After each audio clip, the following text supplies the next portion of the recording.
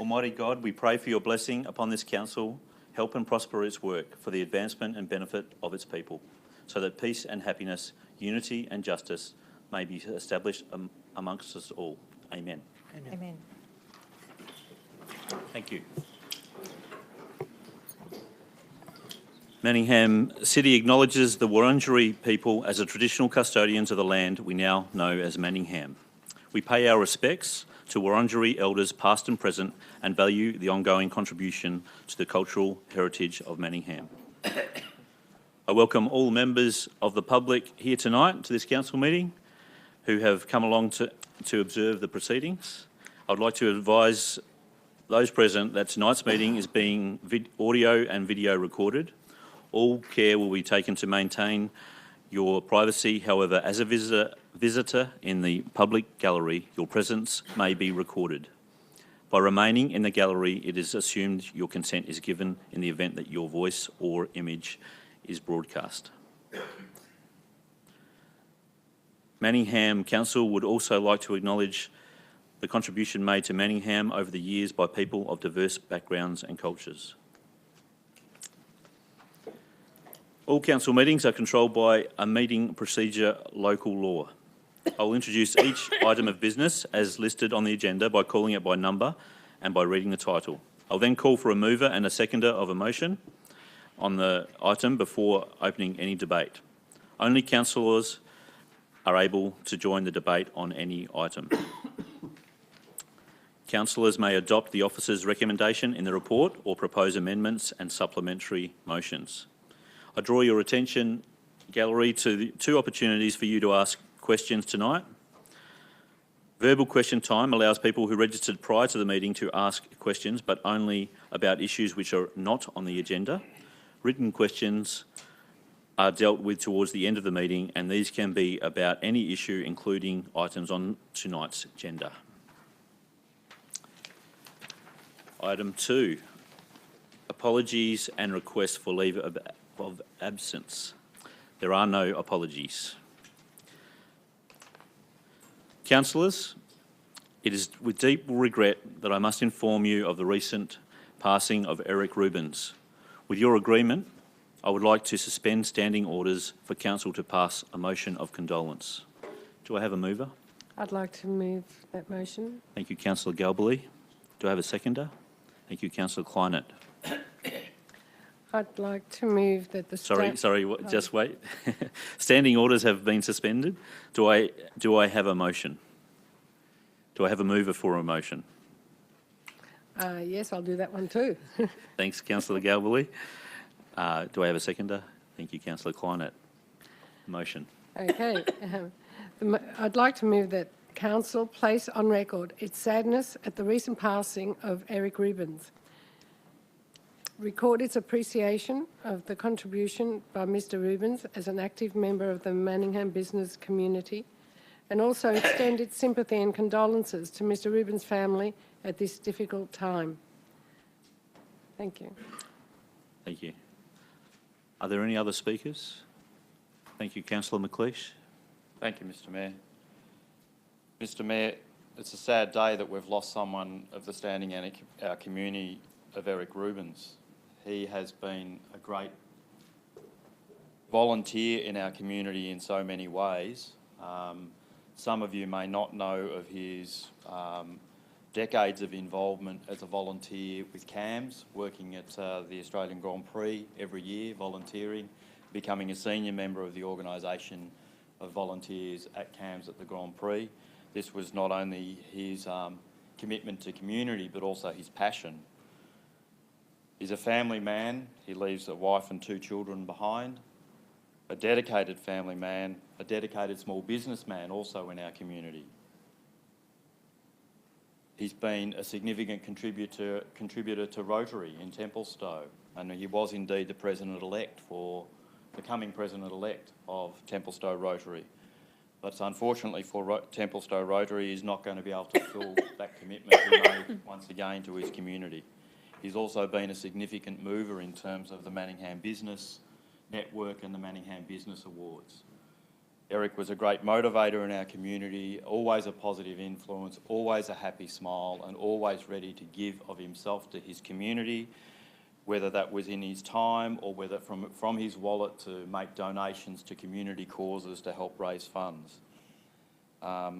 Eric was really a shining example of just how people in Manningham community give to their city, and his passing will be our community is the less for it, and he will be sorely missed. Thank you, Councillor McLeish. Would anyone else like to speak? Thank you, Councillor Kleinert. My thoughts are with the family. Thank you, Councillor McLeish, for all that you've shared. And he was a larger-than-life man. He was a great influencer, and I'm most thankful for. I saw that heart, especially in my year as mayor, when he and his wife, who run a local travel business, I went to them and spoke to them, and they kindly donated very, very generously and contributed. He helped raise money and was a really great encourager of women, having 2 daughters, and yeah, a really lovely man, a lovely part of the community. And what we learned from that is when you give freely of yourself in community, that lasts. It doesn't end. So our thoughts are with the family, his extended community, who are still very shocked by that. He has affected many people in the business sector, community, and far-reaching, and his passing has shown that through people's concern and care. Thank you, Councillor Kleinert. Any further? Thank you, councillors. Could I ask for a motion to resume standing orders, please? Yes, I'd like to move the motion. Thank you. Thank you, Councillor Goblin. Sorry, before I do that, councillors, regarding that motion, I take a, sorry.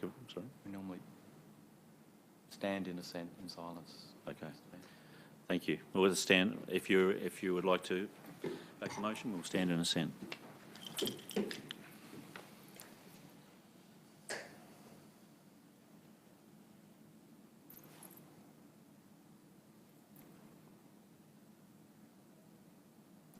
Thank you, councillors.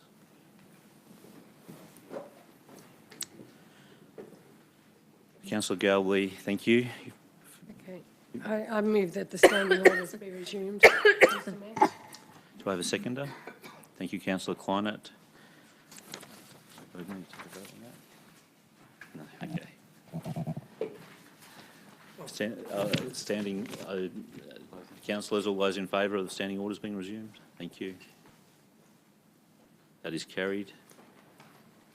Prior notification of conflict of interest. Are there any notifications of a conflict of interest? No, there are none. Confirmation of minutes. Do I have a mover for confirmation of minutes? Councillor Kleinert. That the minutes of the ordinary meeting of council held on the 28th of November 2017 be confirmed. Do I have a seconder? Thank you. Yes, I second that motion. Thank you, Councillor Piccinini. Any speakers for? Would you like to speak for it? Councillor Piccinini? No. Any speakers against? Yeah. I move that motion. That motion is carried.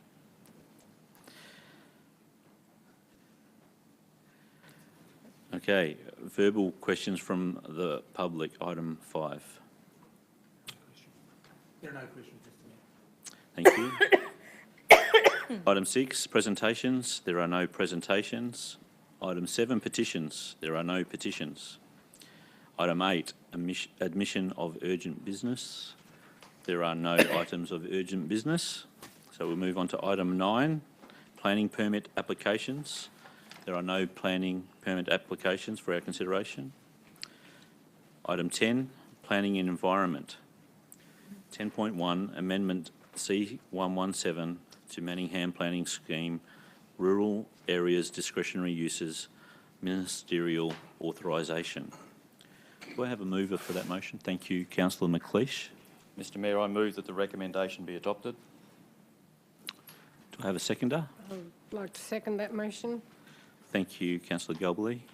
Councillor McLeish. Thank you, Mr Mayor. Before I start, perhaps if someone could help me, we cannot hear anything over the speakers at the moment. I know this microphone's working, but I'm not sure the speaker volume in the room is there. Okay. Amendment C117. Councillors, this particular planning scheme amendment is at the beginning of the process for a planning scheme amendment. What we are looking at this evening is a draft of possible changes. This is a process that was begun under the previous council. It was begun around 5 years ago when we put it into the list of things we wanted to achieve in the planning scheme. I know this because I'm one of the people that put it on the list. Now, you might be trying to understand why we should be doing this, and this is about a very simple issue in the end. We're trying to improve the framework within the planning scheme for land use and development within Manningham's rural areas, the green wedge. We're trying to improve the planning scheme in this space. These areas are critical to Manningham's character. 27% of the land in Manningham is green wedge, 27% of our city. But there are only 1,050 properties in that space. It's a very small number of properties when you consider there are 45-odd thousand properties, I think it is, in the city. 46 perhaps. So it's a small number of properties, but it's a very significant portion of our city. And in many ways, this green wedge land helps to define the character of what it is to live in Manningham. But what is the green wedge? Well, the green wedge has a fairly specific purpose. The green wedge is there to protect land from development, protect it from development that would otherwise diminish its agricultural, cultural heritage, conservation values, landscape values and recreation values. That was the purpose for which the green wedge was established. And in Manningham, that land is zoned Rural Conservation Zone, RCZ. And as a city, we are concerned that that particular land is under threat. It's under threat from development. It's under pressure from development. We've seen the government move to remove large slabs of the green wedge in north of the city and convert it all for residential housing. And there is pressure coming on the green wedge land in Manningham. But it isn't just from development, from rezoning. The pressure is also coming from the type of development that is occurring in our city. People are considering uses beyond what the planning scheme covers, and that's a real challenge. Because when something's beyond what the planning scheme considers, there are no rules in the planning scheme to control what will happen. And that's a serious problem. Because if someone comes up with a proposal that doesn't align with the planning scheme and takes it to council and takes it to VCAT, we as a council don't have rules to assess that development. And that is a serious problem for us as a council. How do you assess a development if you have no rules to guide your assessment? How do you protect the RCZ?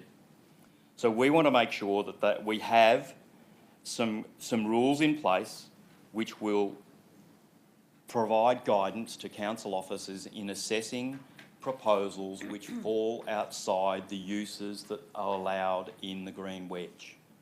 It's very important we get that rule book in place so that we can in future look at just how we manage the planning scheme and how we manage considering developments within the green wedge.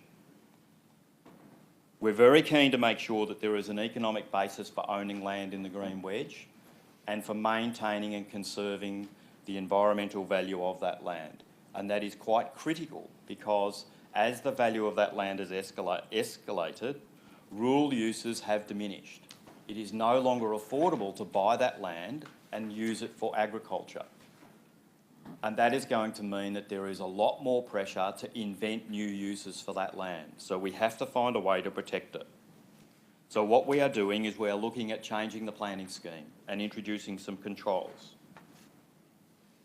The The first key thing that we're going to do, and the most important, is we're going to introduce a new policy at clause 22, which will guide non-residential uses in the green wedge. When someone comes up with a proposal that's not about residential use, these rules will guide assessing that development, whether it's within the scheme or not. This will mean that everyone, the developer, council and VCAT, have a set of rules by which to assess these proposals. Rules which will avoid the removal of vegetation, protect and enhance the environmental values and protect the landscape values of that land. This is what our community expects that we'll do with the green wedge, and this is what we're doing with this particular amendment. The second element is to expand the scope of a clause we introduced last year for the low density res zone, which controls the nature of outbuildings, garages in the old ERZ, to stop people building garages as big as houses, and if they're going to try and do that, to make sure they have to get a planning permit and try and constrain the scope of such proposals. We're going to apply that exact same policy to the green wedge zone for the same reasons. Finally, we've written the council officers have pulled together a position paper. It's a lengthy document, it's in the agenda, and it talks about the way that policy can considered and why it's been done. And we'll be attaching that policy to the planning scheme. Another important administrative matter which helps guide development proposals and guide consideration at council by officers and by VCAT with proposals for the green wedge. In the end, we're out to ensure that development, including things like driveways, buildings, earthworks, alterations to existing buildings, we're keen to ensure that these things do not detract from the landscape and scenic values of the green wedge, that we protect the existing land uses within the green rural conservation zone. As I said at the start, this is the beginning of this process. We are putting this particular amendment out for community consultation. We're seeking significant feedback from our community on our proposal. We're very keen to hear from our community. That's why we have doubled the normal consultation period. It's going to be for 8 weeks, but that consultation period will not commence until the 8th of February. So it'll be 8 weeks from the 8th of February. This will allow people to participate after the Christmas break and give us a real piece of feedback and guidance to improve the planning for the green wedge and to better protect and conserve its role in our beautiful city. And I ask my fellow councillors to support it. Councillor McLeish. Thank you, Councillor McLeish. Councillor Galbally, do you want to speak for it? Yes, although Councillor McLeish has covered it quite eloquently and lengthily. Thank you. No, that's okay. Saves me having to go through it. The only part that I'd like to sort of add is that this position paper would sort of assist in identifying the areas of development that can sort of build on the economic development of our tourist trade in the area along the Yarra corridor, but something that's actually going to be fit for purpose and protects our green wedge into the future. But and also our ecological values that we hold dear in Manningham. Other than that, I hope that you all support it. Thank you. Thank you, Councillor Galbally. Any other speakers for the motion? Speakers against? There being no further speakers, I put that motion. Those for? That is carried.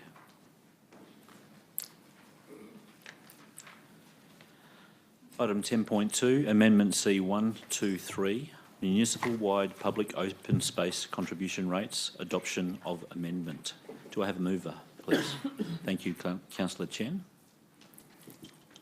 Mr. Mayor, I move that the recommendation be adopted. Thank you. Do I have a seconder?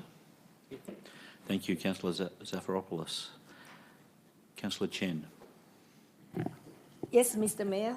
We are all now very familiar with C123, and that is on 27th of June this year, Council resolved to seek authorization from the Minister for Planning to prepare an amendment to the Manningham Planning Scheme to specify an open space rate of 8% for Doncaster Hill, and the land affected by DD08, DD09, and DD013. Those lands are high density, where the land is encouraged to develop. And 5% for the balance of the municipality. The proposed amendment affects the entire municipality except the Tullamore estate, which is 20%. The amendment only applies to subdivide land into 3 or more lots. On 1st of September, Council received authorization to prepare amendment, and the amendment was exhibited. No objection have been received. The proposed amendment will generate more funds to improve the quality of open space, to provide more open space for our current and future residents. I ask my fellow councillors to adopt the amendments and to request the Minister for Planning to approve the amendment. Thank you. Thank you, Councillor Chen. Councillor Zafiropoulos. Mr Mayor, I think Councillor Chen covered what this amendment is all about. It's pretty common sense that this amendment ought to be passed because it provides a lot of benefits. In fact, Manningham's identity and livability depends on the open space that we have. We are very privileged to have that open space, and the development and growth that we're experiencing has to contribute towards that open space being maintained, if not increased. So there are social benefits, there are economic benefits because we will be able to attract more funding and more space. We don't have to buy land to create new parks and new reserves and so on. And so there are economic reasons. And there are also environmental reasons because the more trees we plant, the better the environment will be. Thank you. Thank you, Councillor Zafiropoulos. Are there any speakers against? There be no further speakers. I'll put that motion. Those for? That is carried. Thank you. 10.3, Parking Permit Policy Review 2017. There is an alternate motion. I'll ask for a mover of the alternate motion. Thank you, Councillor Zafiropoulos. The alternate motion. Thank you. Is there a seconder for the alternate motion? I second it, Mr. Mayor. Thank you, Councillor Chen. Councillor Zafiropoulos. Parking has become a problem for our city, again, because of the growth that we're experiencing, which does not appear to be stopping, and it'll keep on growing. Therefore, our policies relating to car parking has to be very carefully scrutinised to make sure that we don't disadvantage our ratepayers. The officers have undertaken a review and did a bit of benchmarking to see what other municipalities are doing in relation to this issue, and have identified a number of improvements in the existing policy, including the introduction of a new tradesperson and carer permit scheme. Now, the residential permits mainly affect Doncaster and East Doncaster, where 90% of the permits issued are in those areas. The rest of the municipality caters for the other 10%. We also have, let me explain that the current policy issues 2 free permits for 3 years. One of them is vehicle specific. And this is where my alternate motion is focused on. I have heard in consultations we have had with the community that people who have got a vehicle-specific permit. If their car is parked in the garage and their 2 children come to visit them, then what they normally do is take the car with the vehicle-specific permit out in the street in order for the 2 children to be able to find parking, and this is not fair. Yes, there have been some departure from proper practice. Some people passed on their non-specific permit to others to use for an amount of money, I think. But that should not allow us to go and punish and inconvenience innocent people. So basically what the alternate motion does, it gives the flexibility to households to enable them to ask for either a vehicle-specific or a flexible permit. That's all it does. Thank you. Thank you, Councillor. Councillor Chen, would you like to speak for it? Yes. Firstly, I wish to thank officers for reviewing the parking permit policy. And the review has made some changes, including introduction of carer and tradesperson permits, which is really nice. And the issue is in regards to residential parking permit. And Councillor Zafiropoulos has sounded quite well, that although the report said that the abuse of residential parking permits have been reduced significantly after following the introduction of vehicle specific permits, there are concerns about the inconvenience and inflexibility of the vehicle specific permits. In fact, parking permits does not guarantee a parking space. And there might be abuse of the system, but the rest of the law-abiding residents who have the residential parking permits should not be penalized. And therefore, on balance, our policy should not unnecessarily place any inconvenience on our residents. So I support the alternative motion. I really, really hope our fellow councillors can see the common sense that will adopt the alternative motion. Thank you. Thank you, Councillor Chen.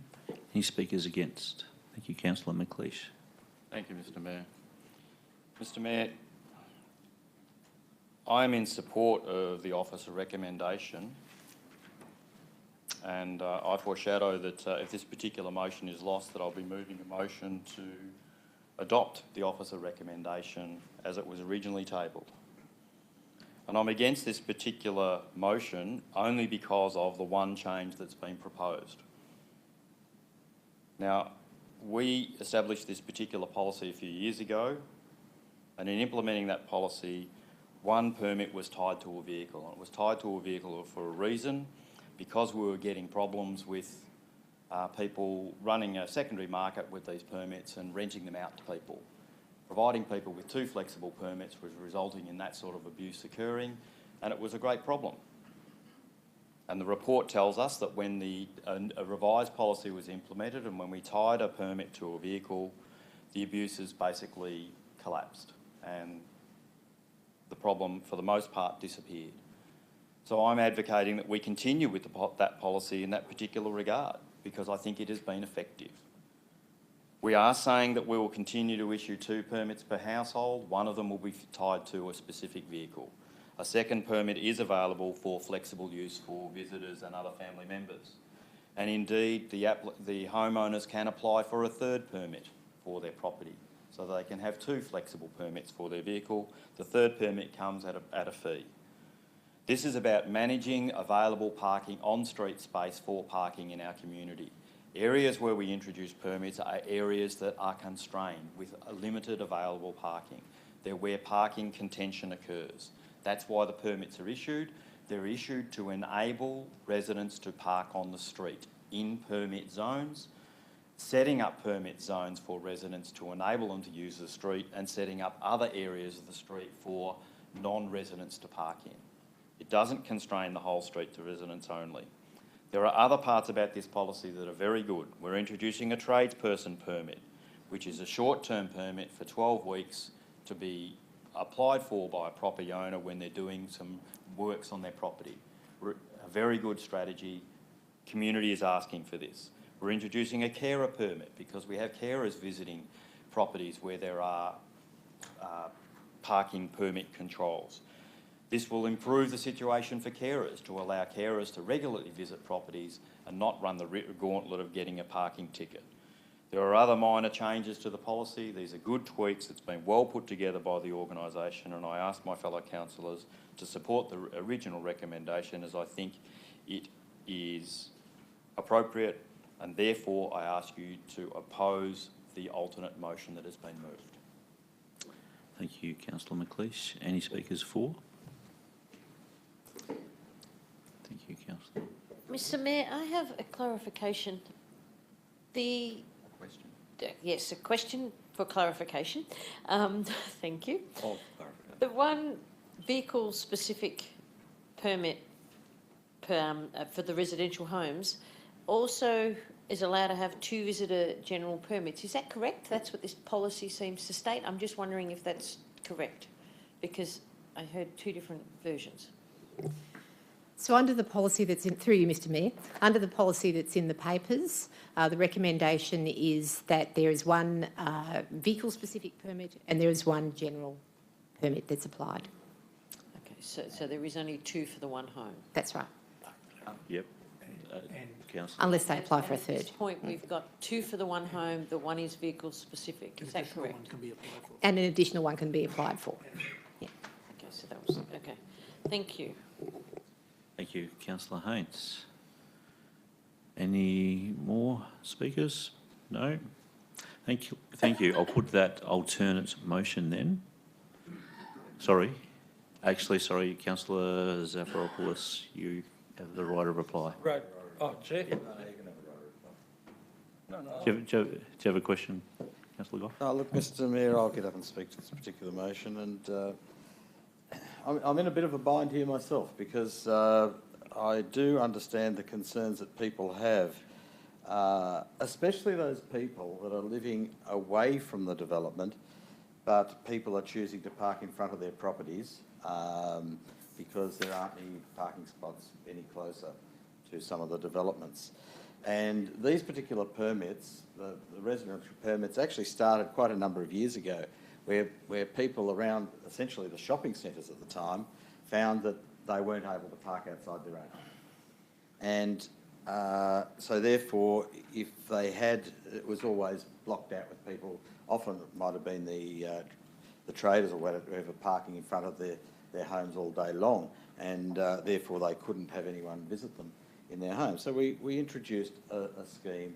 In other words, they could have a couple, 2 things they could put in their window. If people came, they could actually have it on their front of their cars, and they could have a bit of a normality in life, and that therefore it was required a permit to be parking in that particular area. If it was with their own car, they would put it into their own car. I do understand the concept of not having heaps of these permits around all the time because the number of permits far exceeds the parking places that we have in the street. And so therefore, if people are putting them there all the time, it will, and parking a car there all the time, it will, I suppose, block that street entirely. I do feel, though, for the people of the flexibility, and a situation that was indicated to me were people that actually park their own car out on the street with the permit in it all the time when they need and have to, so the other people could actually come and park. Now, you were asking people to do a few silly things. So, you know, in one way, I do understand the trade in whatever, but but I do feel that that flexibility and all the stupidity of us actually forcing somebody to make the choice of parking their car in the street because it's got a permit, and the other car can then park in their garage, and because it's not just for the visit. They would park it there all day for an extended period of time, not for the amount of time that someone would be visiting. I think is a bit cruel. And the other thing is, often today, believe it or not, people drive cars, and you know, when you have visitors, sometimes you have 2 cars. Well, people come in 2 different cars to visit your house. Wouldn't it be nice? We're not catering for parties here with everybody up and down the street, but in some cases, wouldn't it be nice if a couple of people could come around to your house and park near you and put those permits on their windows because they want to actually visit you for a few hours, and then you can go. Let's get a little bit of normality back for people that don't live in the high-rise, that are in those surrounding streets, and want some amenity for their lifestyle, especially for the ones that can't sell their properties to be high density. Because there are this is in areas where people can't have that, but that development is actually having an effect on them. So, Mr. Mayor, I started out, but I do agree with the concept of making it easier for those people. So I will actually support the motion.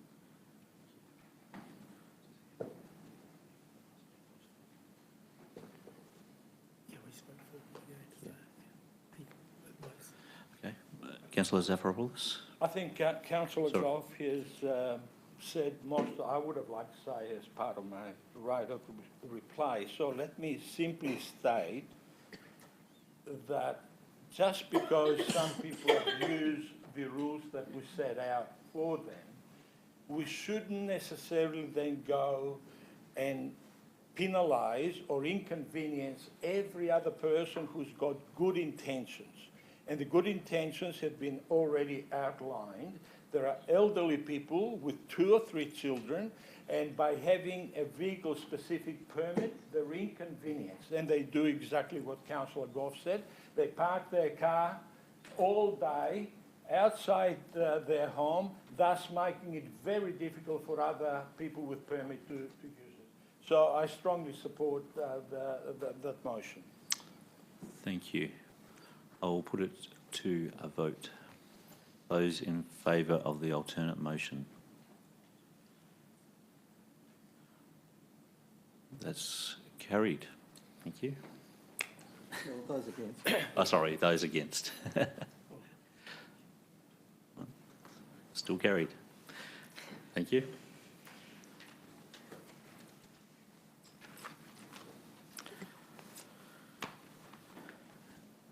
So we are up to, I'd like to remind the gallery that we'll be clearing the question box shortly. So please submit any questions you may have in the next few minutes.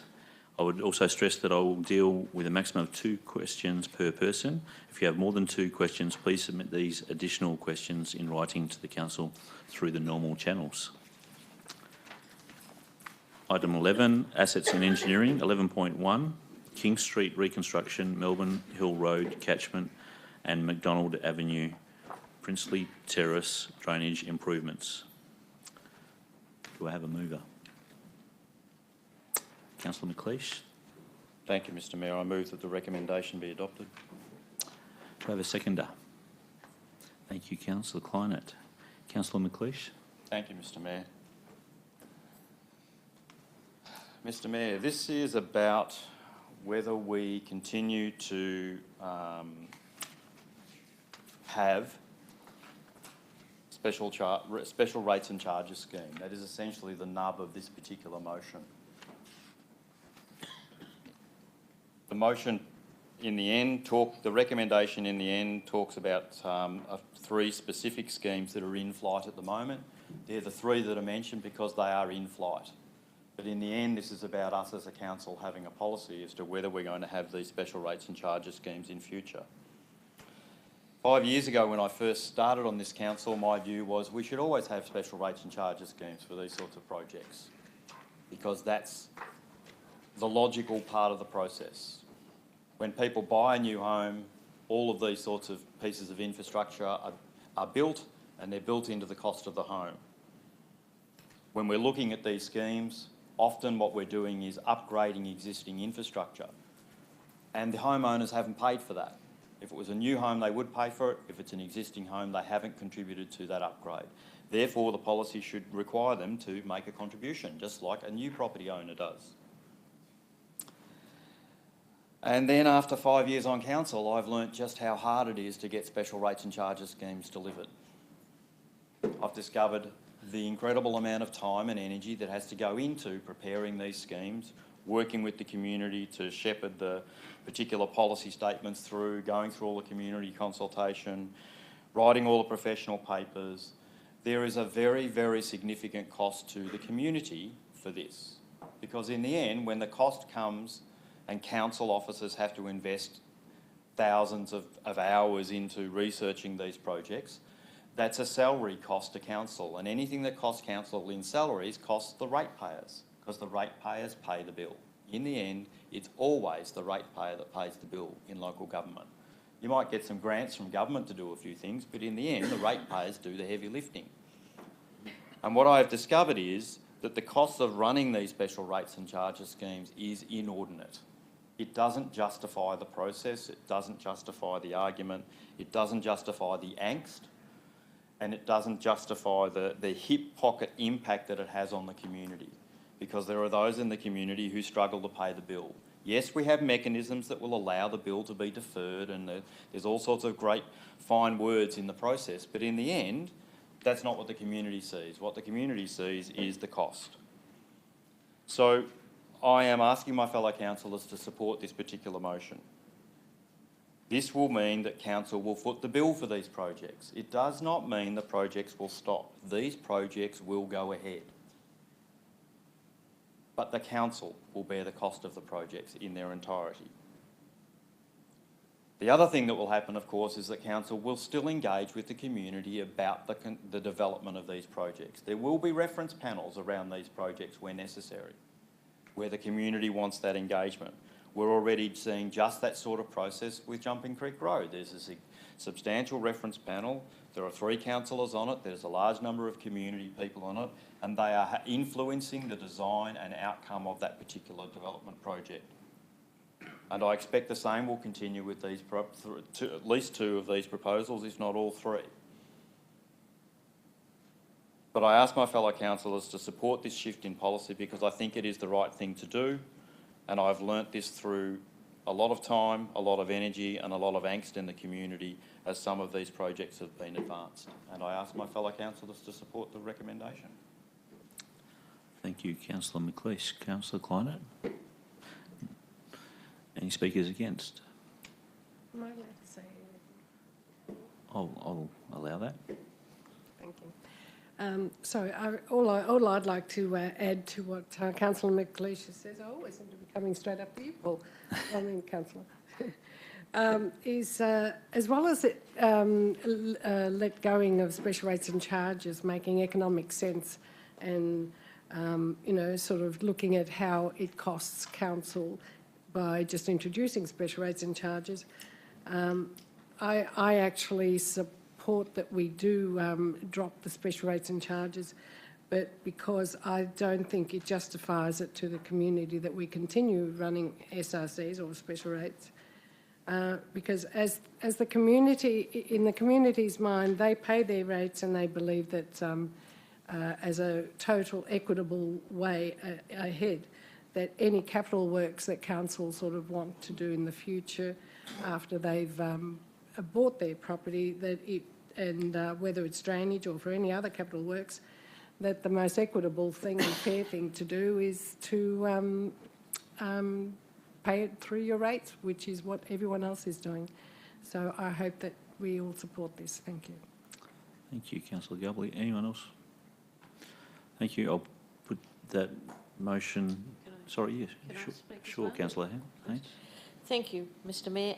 Yes, the King Street special charges scheme that's been put up has been something that was what council has been working with for a long time to get that King Street approved. And fortunately, the people that are around there were prepared to even pay if needed, because they've been wanting it for so long.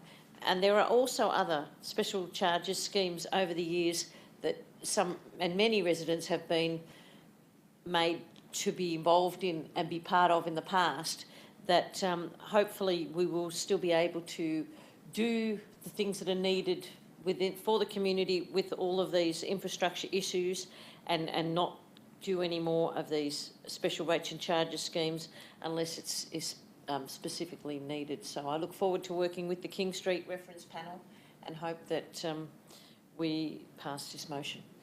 Thank you. There be no further, I'll put that motion, those 4. Thank you. That is carried.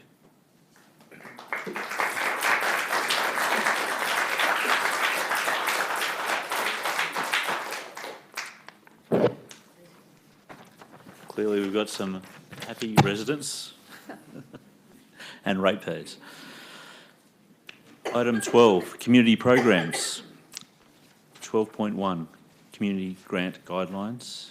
Do I have a mover? Thank you, Councillor Chen.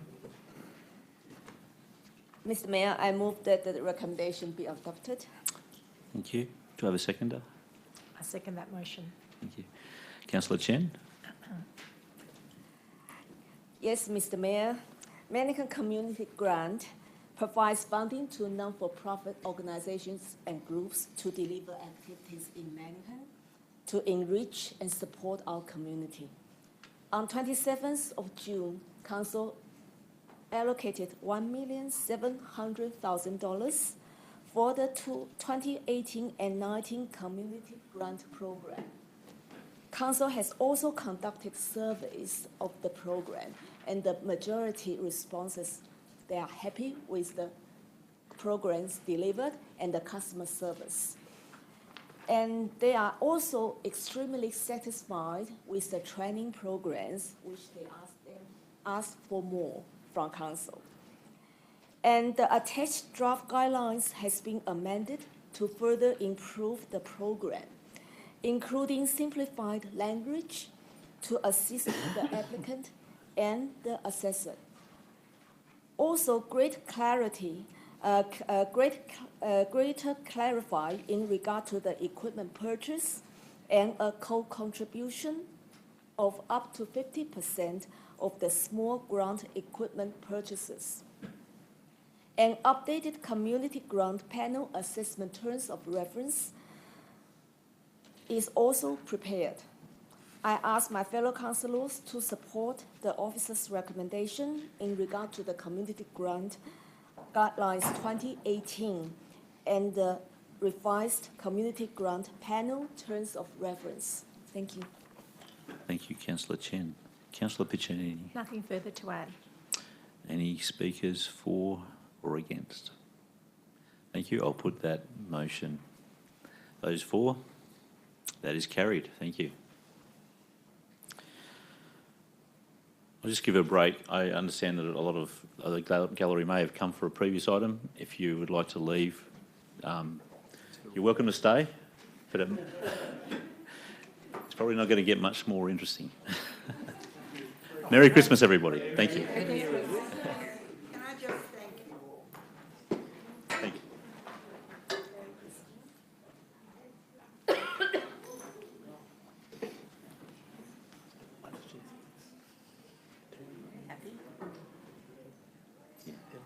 Well, they were going to have to.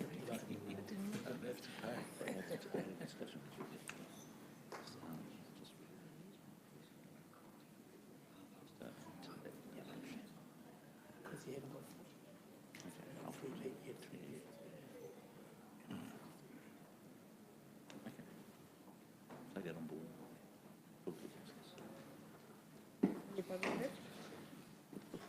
Thank you.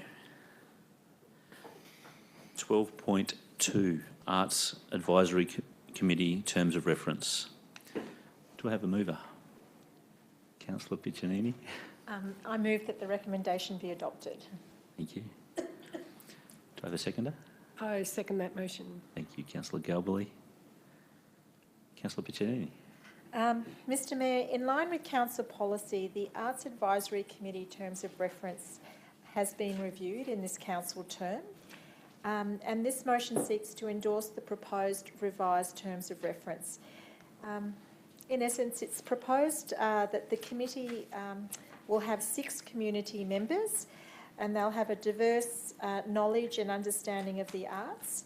One of these community representatives shall represent the Heidi Gallery, and the role of this committee is to provide strategic advice, advocacy and recommendations to Council on the arts, cultural policy issues and priorities.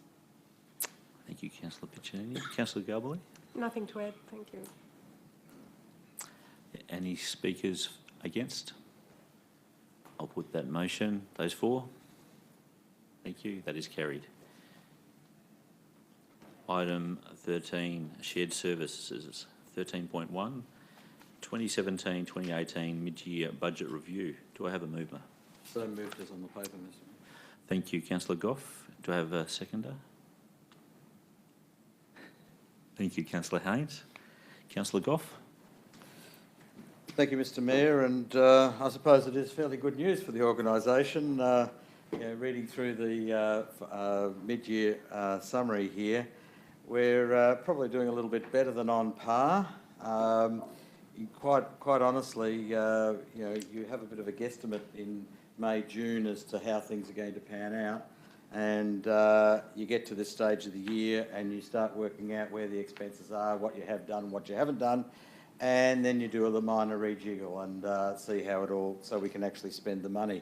The important thing is that we actually spend the money we say we're going to spend, especially in capital works, each year. Now, this one here will actually, it's a fairly good news story really, because we're ahead on all the things. We've got an operating surplus. Well, it might mean that we haven't employed as many people or whatever, or something else, but it's good. We've got a tick for that. Capital expenditure is up, cash investments is up, unrestricted cash is up, and net assets are up. Net assets being up is great in one way, it's bad in another because of devaluation, but that's all accounting talk, and I'm not an accountant. But if I go on to the part that I actually like talking about, and that's the capital program, and I think it really is important that we do see here in the budget, and halfway through our budget, we've got another $3.5 million nearly, or $3.411 million going towards capital works here in the city of Manningham. Operating costs are exactly that. They're operating. Capital is actually doing something. So this money is actually building community or building infrastructure or doing something in our city. And I'd like as much of our ratepayer dollar always to go in doing something. And this is a really good news story. So that has gone up. Yes, there's been some grants that have come in that have helped out with this.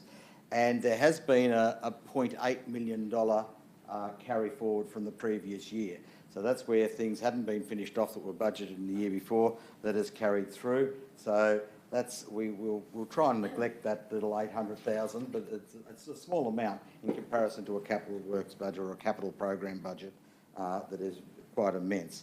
In fact, I think it gets up to around the $45 million mark now in capital programs. But what we have had the opportunity to do is to actually say what we're going to do and where this extra money is going to go to be spent this year, which is what people want us to do. And there's $376,000 to an event management system. There's the Coleman Park extension pavilion, and that's another $335,000 going towards that. The Mullumalum Stadium, extra $279,000 going to that. And for an asset management system, $176,000 going to that. So the report looks good because, believe it or not, the state government actually keep an eye on us, and the Auditor General and the auditors that want to keep an eye on us throughout the local government sector. And of course, they have got 6 indicators that they actually apply to all local governments across the area, and you come out on a big table. And we actually come out low in risk, which is good. Low in risk on all the measures. So on that particular survey and that question, Manningham is certainly in a sound financial position, and I commend the report and hope we pass it. Thank you, Councillor Goff. Councillor Haynes? Nothing further to add. Any speakers against? I'll put that motion. Those for? That is carried. Thank you. Item 14, Chief Executive Officer. Item 14.1, Fraud and Corruption Policy and Fraud and Corruption Control Plan Review. Do I have a mover? So moved as on the paper, Mr Mayor. Thank you, Councillor Goff. Do I have a seconder? I second it, Mr. Mayor. Thank you, Councillor Chen. Councillor Goff? Thank you, Mr Mayor. And this particular policy is one that's again come up for review. We have got an existing policy at Manningham that covers these areas, and this particular one comes out of work being done by the office and I believe the Audit Committee with regard to measures that we need to take to ensure that our organisation can protect itself as best as possible from actions of corruption and fraud. To actually not be prepared for that is to be in total denial of the realities of the world and leave ourselves very, very open.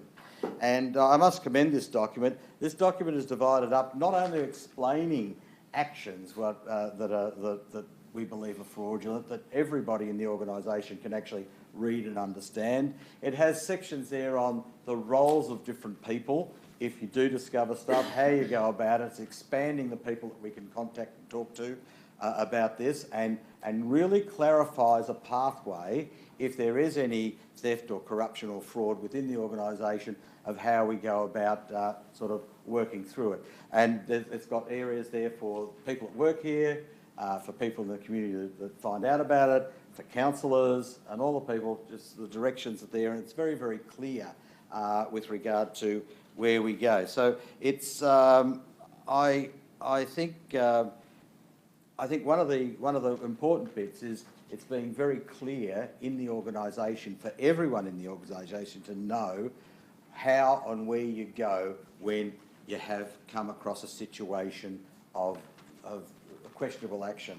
And it's not about going and being a detective yourself, and it's really clearly explaining here the path in which you should take, and that will be explained to all the people. So it's very good that the organisation keeps abreast of this and keeps vigilant, because as soon as you start sitting back, and I know trust is an important thing, but you all like to think the best of everybody and everything that goes on, and it's in those sort of scenarios that things do happen and thrive, and I think we all have to be vigilant on this particular topic. So congratulations to the office and to all the people who have come up with the policy, and look forward to that implementation. And I'm really excited about the clarity of this particular policy. Thank you, Councillor Goff. Councillor Chen? Yes, Mr. Mayor. I just wish to add that the report contains summary of the reviews and updates. Some of my favorite updates are Council's 3 lines of defence assurance model, and the CEO to notify the independent, broad-based anti-corruption commission of any corrupt has occurred or is occurring. And also my favorite part is confidentiality in regard to non-protected disclosure matters. So I wish my fellow councillors can support the review. Thank you. Thank you, Councillor Chen. Any speakers against? I'll put that motion. Those for? That is carried. Thank you.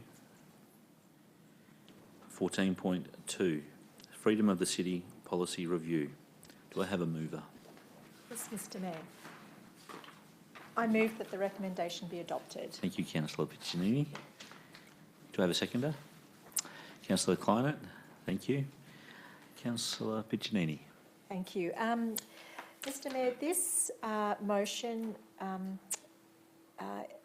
is with respect to the Freedom of the City policy, which deals with the 3 highest forms of recognition that Council can bestow. And they are Freeman or Free Woman of the City, the Key to the City, and Freedom of Entry.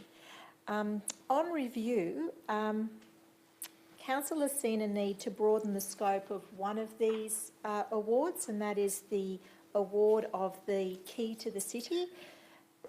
Presently, the award is in recognition of one particular outstanding achievement, and the proposed amendments propose to broaden this criteria for this award so that a person's various achievements can be considered when considering whether or not it's appropriate to grant them this award. Thank you, Councillor Piccini.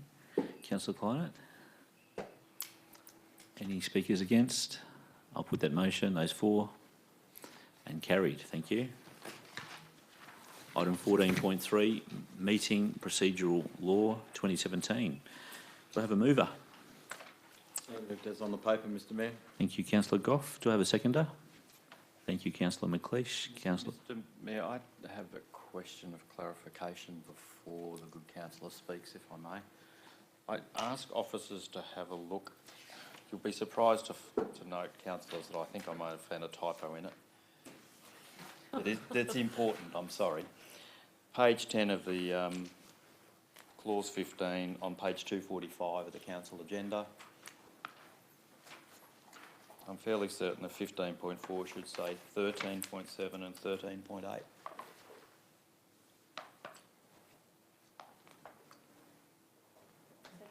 There is no 14.7 or 14. Yeah, that's There's referring only to. 13.7 and 13.8. We can add an erratum to that. So Or add an erratum to that. you can resolve that. Do we need to do anything, officers, at all to have the as adopted? So the motion is Is as. off the floor, just add an erratum. We can make that change. It's minor. It's fine. Carry on. Thank you. Thank you. Councillor Sorry, Goff. Councillor Goff. It's all right. No, if that's recorded, we'll have to go to the internet, or I'll have to join Facebook to find out the answer. Anyway, Mr. Mayor, where are we on? We're on the procedural. Listen, this is a procedural motion, really, in a process. It's not a procedural motion. It's a motion to carry on the process of the changing and adopting our local law, or a new version of our local law. We've actually had it. It's been public.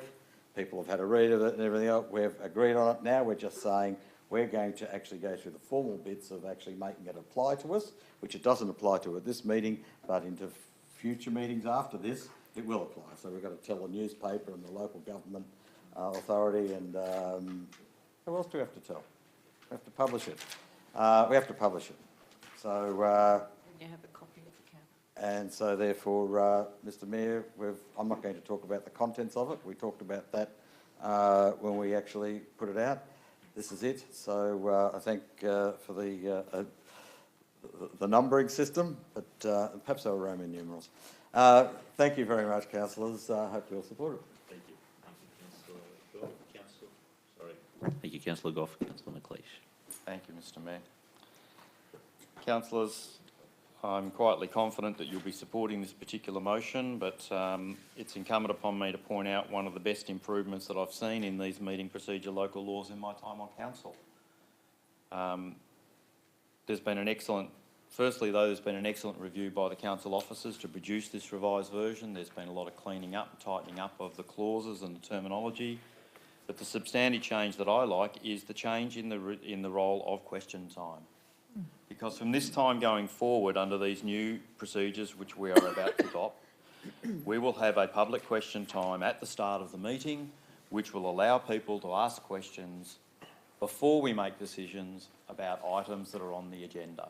Yes, the questions will need to be in written form, but for the first time we're going to be able to see our community who come along to see us make decisions on particular matters, to ask questions about those matters before we make a decision. Now, I know we have other forums for doing that. We have submitters meetings. We have a range of ways that can be done. They're all good things. But I also think it's important that our community has an opportunity and a right to come to a council meeting and ask questions of the council organisation before we make a determination. So I'm very pleased to ask my fellow councillors to support this revision of the meeting procedure law for the council forthwith. Thank you, Councillor McLeish. Any speakers against? I put that motion. Those for? Thank you. That is carried. 14.4, Record of Assembly of Councillors, December 2017. Do I have a mover? That the recommendation be adopted. Thank you, Councillor Clinett. Do I have a seconder? I second that motion. Thank you, Councillor Piccini. Councillor Clinett? Councillor Piccinini. I put that. Any speakers against? I put that motion. Those for. Thank you. That is carried. 14.5, documents for sealing, 12th of December 2017. Do I have a mover? Councillor Haynes. Move that the recommendation be adopted. Thank you. Do I have a seconder? I'll second. Councillor Zafiropoulos. Councillor Haynes. Nothing to add. Councillor Zafiropoulos. Thank you. Any speakers against? I put that motion. Those for. Thank you. That is carried. Is there any urgent business? There are no, sorry, item 15, urgent business. There are no items of urgent business. Item 16, written questions from the public. Yes, Mr Mayor, there is one question from the public from Mr Daniel Frawley. Daniel Frawley is here, 6 Timber Ridge, Doncaster. The question reads, what actions has the council taken towards encouraging the provision of car sharing facilities and services within Manningham? And I will take that question on notice. Thank you. For clarification, you will receive a written response to that question.